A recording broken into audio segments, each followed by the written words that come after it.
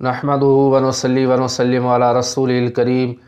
अस्सलामु अलैकुम व रहमतुल्लाहि व बरकातुहू। राय इस्लाम में तमाम दोस्तन की खुशामदीद। प्यारा दोस्तों, अज बेहतरीन मालूमात खणी तवाजी खिदमत में हाज़िर थियो आहियां। यकीनन अवांखे पसंद ईंदी सो ही आहे त उहे 5 ख़ुसूसी करम जेके अल्लाह पाक नबी करीम सल्लल्लाहु ताला अलैहि वसल्लम जिन जी उम्मत खे अता फ़रमाया आहिनि, उन जे मुतालिक़ अवांजी खिदमत में अर्ज़ु कंदुसि। पर उन खां अॻु में अवां सां गुज़ारिश आहे त जेकॾहिं अवां असांजो चैनल सब्सक्राइब नाहे कयो त असांजे चैनल खे सब्सक्राइब कयो ऐं गॾोगॾु घंटी जे निशान ते क्लिक कयो ताजो असांजी हर अचण वारी नई मालूमात तव्हां ताईं आसानी सां पहुची सघे।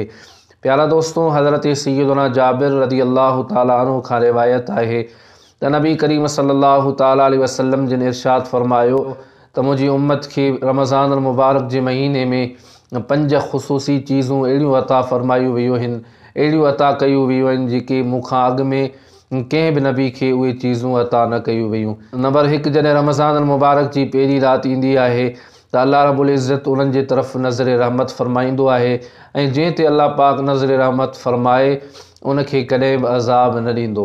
नंबर 2, शाम जे वक़्तु जेका रोज़ेदार जे वात में बुख ऐं उञ हुजण जे करे जेका बू थींदी आहे, इहा बू अल्लाह रब्बुल इज़्ज़त वटि मुश्क खां बि बहितर आहे।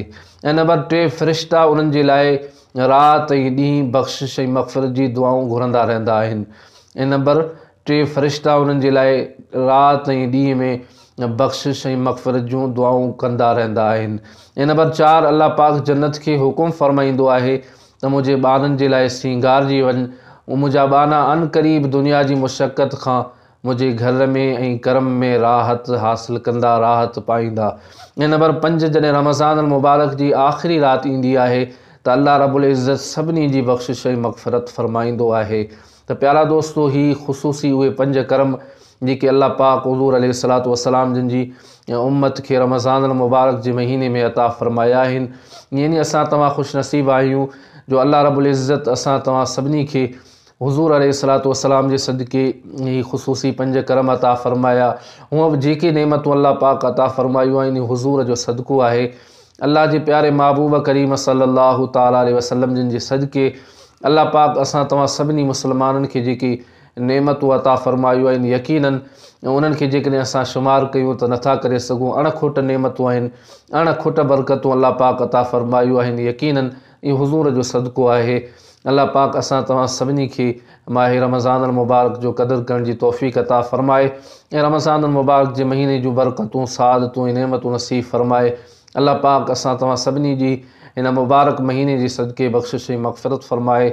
प्यारा दोस्तों, ही हुई अॼु जी मालूमात जेका मूं अवांजी ख़िदमत में अर्ज़ु कई। वरी नई मालूमात में अवांजी ख़िदमत में हाज़िर थींदुसि। तेसीं ताईं इजाज़त ॾींदा। अल्लाह हाफ़िज़।